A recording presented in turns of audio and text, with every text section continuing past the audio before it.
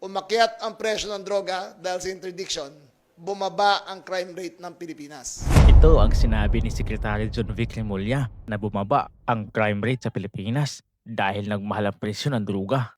But you have to connect everything. Less drug supply, higher price, less consumption, lower crime. Kuha niyo yan? Umakyat ang presyo ng droga dahil sa interdiction, bumaba ang crime rate ng Pilipinas. At nararamdaman na yan. And again, you connect it. High level of interdiction and a whole of nation approach, higher prices, lowering of crime, the higher trust rating ng ating Philippine National Police. There is a direct effect for interdiction. We managed to wage this campaign against drugs without killing anyone. Hindi tayo pumapatay ng tao, pero nare-resolve natin unti-unti ang problema sa droga. Sinabi din ni John Vic Remulla na mas epektibo ang kanilang estratehiya na hindi na kailangan po ng tao para mapahinto ang operasyon ng droga. Ang naapektuhan ng drugs ay hindi yung mayayaman at hindi rin yung mga sobrang hirap. Ang tinatamaan dito ay yung middle class, yung mga nagtatrabaho, yung mga nagtatrabaho sa factory, nagtatrabaho sa transportation. Ang mayayaman, hindi nagsasabu eh.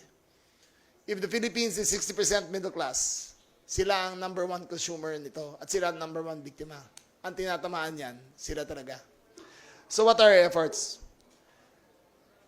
On a whole of nation approach, kasama lahat ng uniformed personnel at saka yung mga civilians katulad ng PDEA, we are solving the drug problem. It is not solved. Hindi naman siya 100% solved. But we are on our way. This administration is against EJK. We respect human rights. Naniniwala ako na hindi tayo magpoprogreso bilang bilang Pilipino, bilang Pilipinas. Kung papatayin mo, ang suspetsa lang, papatayin mo na. Kailangan dumaan sa tamang proseso. Itong 4 na tao na to, 4 na tao, may makukuha nyo sa press briefing na to. Kung dati to, on the spot, pinatay na. Pero, paano mo makukuha ang mas malalim na sindikato rito? Paano mo makukuha lahat yan? We are going after the big fish. Hindi po tayo naghahanap na nagtitinda ng fishball, hindi po tayo naghahanap ng pedicab driver, hindi po tayo naghahanap ng ordinaryong manggagawa na may dala ng isang grabo na siya. Hinahanap natin yung mga big time. Sinabi din ni John Vic Remulla na hindi na kailangan ng EJK para matagumpayan ang pagpigil at paglaganap ng droga sa Pilipinas. Kailangan ng EJK. Enforcement is the key and working together is the solution. It works. It works. Umakyat ang presyo ng droga, bumaba ang krimen sa buong Pilipinas. So it's working. Not working. Thank you very much. Thank you. Pero karamihan sa mga Pilipino ay hindi naniniwala sa sinasabi ni John Vic Remulla. Tila nagpapabango lang daw ito dahil may plano raw itong tumakbo bilang presidente ng Pilipinas sa 2028. So, what is the president's legacy?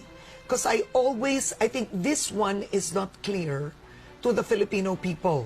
What will he be known for?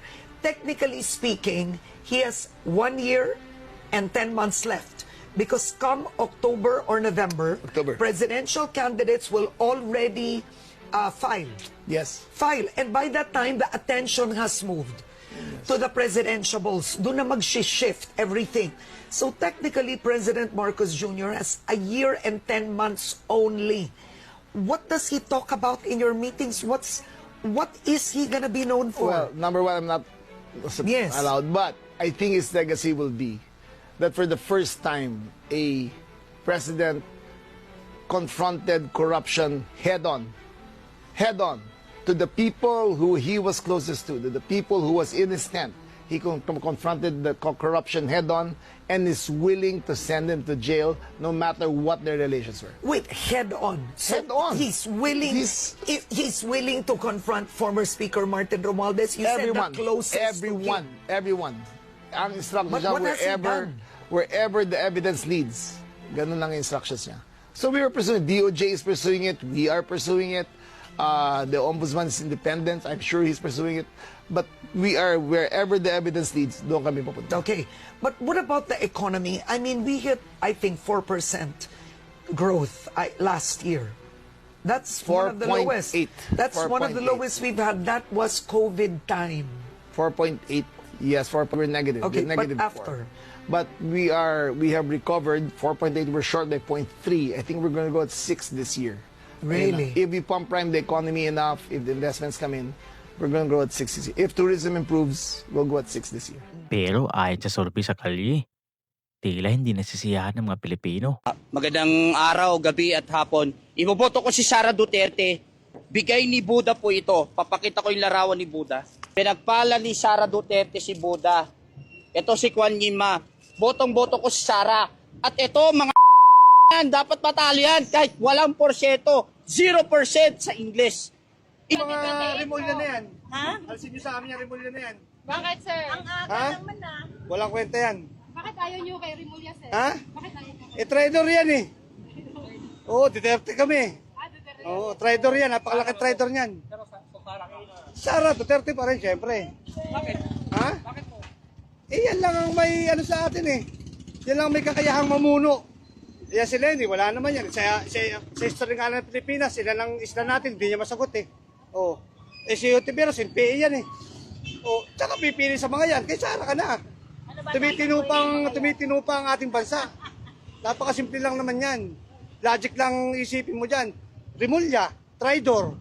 Bakit ka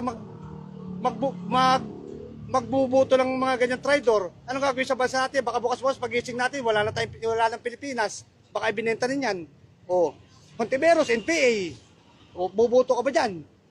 Lobredo, simpleng-simple. Ilan ang isla ng Pilipinas, pati yung lugaw, hindi daw di ba? Duterte ka na, saan ka pa? Duterte ka, sir. Solid.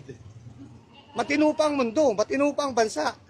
Wala pang mga adik, wala pang mga rapists. Oh. Eh pag si Hontiveros, baka tayo, lahat na tayo, magbarilan dito, for NPA na tayo. Di ba? Ganun lang kasimple yan. Okay na, tapos na. Sara Duterte pa rin kami. Bakit kayo Sara Duterte? Siyempre, maano siya, matapang. Kaya niya pagtanggol ang bansa natin. May paninindigan. May paninindigan sa sarili. So, hindi kayo naniniwala sa ma'am, confidential fund? Issue ni Sara. Hindi kami naniniwala kasi hindi naman nila pinapatunayan sa publiko pa. Duterte pa rin ako. Ito mga tatlo ito, puro ito magnanakaw. Ito si Sara hindi magnanakaw. Yan, si John Beck, bayad na yan eh. Bakit si Sara? Nakita nyo naman ngayon ang nangyayari sa ating gobyerno.